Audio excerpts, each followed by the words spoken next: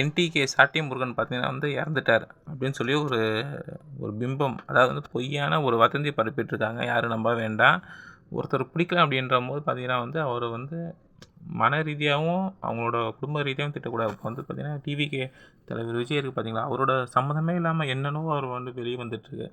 உனக்கு ஒருத்தர் பிடிக்கல அவங்கள பற்றி தான் பேசணும் தவிர அவங்க பற்றி எதிர்த்து யாரும் தப்பாக பேசக்கூடாது. சம்மந்தமே இல்லாமல் வந்து பேசக்கூடாது. என்னோட கருத்து அதுதான் நான் சொல்ல வருவேன். ஆக்சுவலி எனக்கு துரைமுருகன் சாரை ரொம்ப பிடிக்கும். அதான் சாட்டை துரைமுருகன் அண்ணா சாருன்னு சொல்ல கூட எங்கள் அண்ணனை எனக்கு ரொம்ப பிடிக்கும். உடனே வந்து என்டிகே கட்சிக்காரன் கிடையாது. அவரோட ஸ்பீச் பார்த்தீங்கன்னா அந்தளவு வந்து ஒரு தமிழ் பார்த்தீங்கன்னா எனக்குலாம் திக்கும் பேசும்போதே. நான் ஒரு சேனல் ஆரம்பித்து நான் ரன் பண்ணிகிட்ருக்கேன்.